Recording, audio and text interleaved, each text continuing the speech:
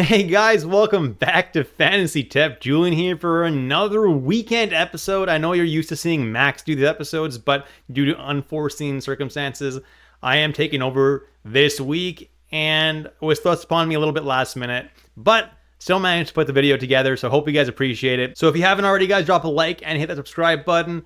And do consider hitting that join button on YouTube or on my Patreon if you do want to take that support to the next level. And if you do join on Patreon, you unlock perks like being able to DM with me, ask me fantasy hockey related questions, as well as early access videos.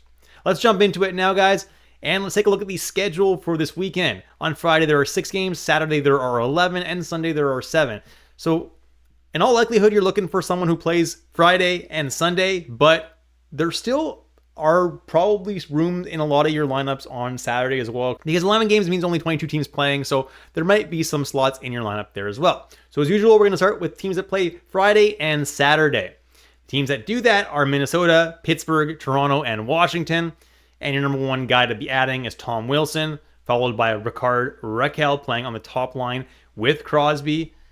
And then Matthew Knies playing with Austin Matthews, Evgeny Malkin second line top power play, Brian Rust also top line with Sidney Crosby, Marco Rossi top line with Kirill Kaprizov, and Pierre-Luc Dubois, who's been doing much better as of late. Alexei Protas has slowed down quite a bit since Ovechkin got injured, but still a decent option if you need points. Marcus Foligno is there mostly for the floor with hits. Philip Tomasino is playing on the second line with Malkin and hasn't looked too bad through the couple games that he's played. Fraser Minton of the Leafs is playing on their third line, but hasn't been too bad so far. Nick Dowd is the fourth line center in Washington, but still hasn't been that bad this year. And if you need face-off wins, he's definitely a great option for that as well. And then Michael Bunting and Blake Lizotte are both third liners in Pittsburgh, along with Anthony Beauvillier.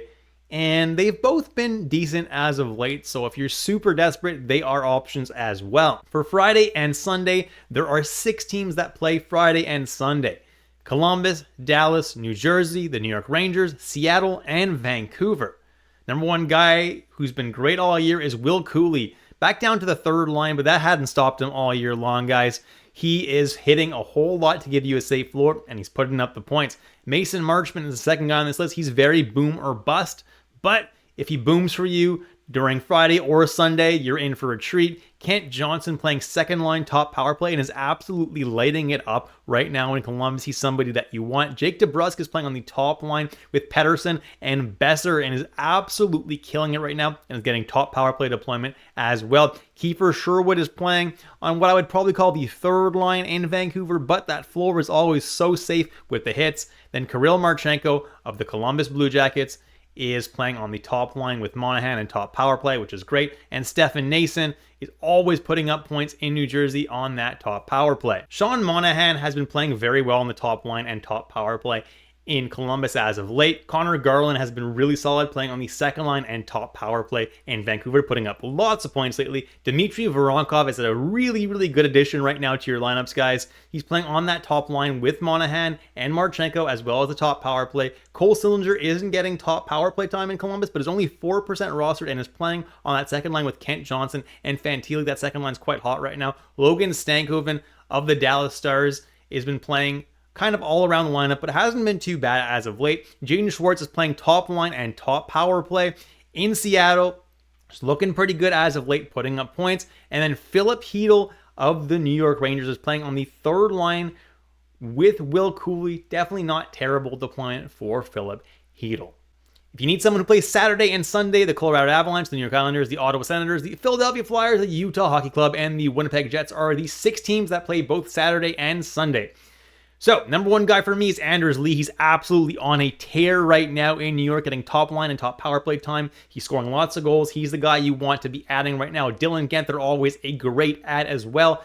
Can't believe he's only 64% owned, but he's been very good all year. Valeri Nichushkin is the next guy I would go for, getting top power play deployment in Colorado. This guy is going to pop off very, very soon. Josh Norris is playing on the second line top power play in Ottawa.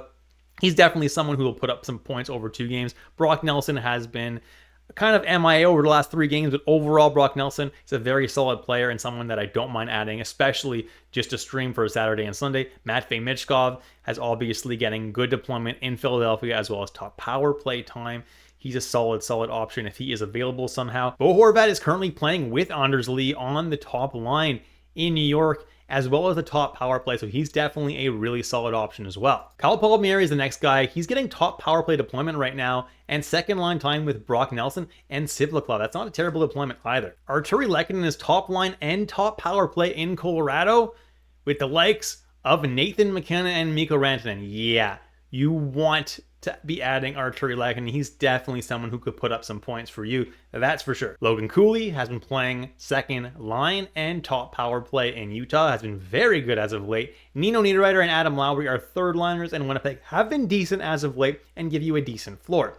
Claude Giroux is on the second line in Ottawa and has been a little bit better as of late, considering he had a pretty bad season overall, though. And then Adam Gaudette's playing on the top line with Brady Tkachuk, and he's been scoring some goals. Jack McBain is playing on the second line with Cooley and Ganther, and has been pretty solid as of late. Cole Perfetti is the second liner in Winnipeg, has been okay, not that great lately, but is still an option. Same with Vlad Nemeskov, who you see a little bit lower on the list. Jean-Gabriel Pageau has come back from injury and is playing third line. Maybe they'll elevate him back to the top line, who knows. He's definitely an option as well. Sean Couturier is playing top line in Philadelphia. Hasn't been that great, but the deployment is good, so he definitely can break out at any point. And Nick Bjugstad is getting third line deployment in Utah and honestly can put up points at any point. So if you're in a super deep league, he is a good option. Defenseman, Jacob Middleton is my number one option for the floor that he gives. Thomas Chabot, same thing for the floor. Then Jared Spurgeon has quite a bit of upside being on the top power play in Minnesota right now, so he's a good option. Trouba is good for the floor. Sandin's been pretty good all year. I don't trust his consistency that much, though.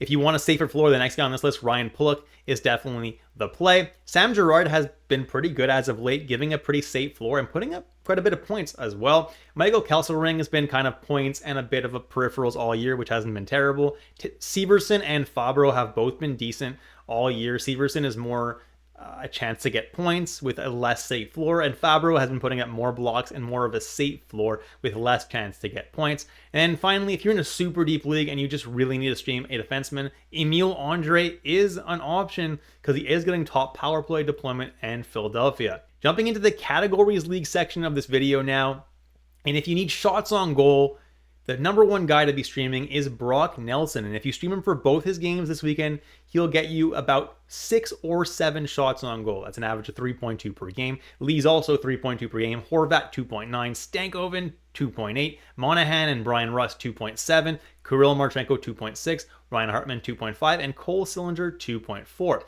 you need blocks, the number one guy to be streaming is Chris Tanev, who blocks 3.1 times per game. Trouba, 2.8. Ian Cole, 2.8. Nick Seeler, 2.5. Jacob Middleton, 2.4. And Ryan Pulock, 2.2.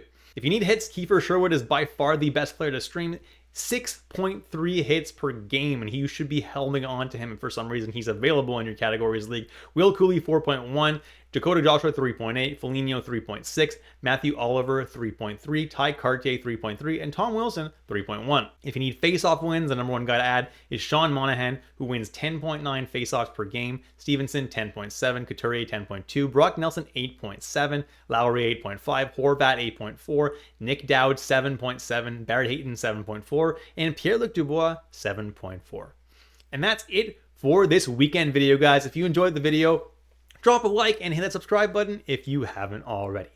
Thanks for watching once again, and I'll catch you in the next episode of Fantasy Tipped.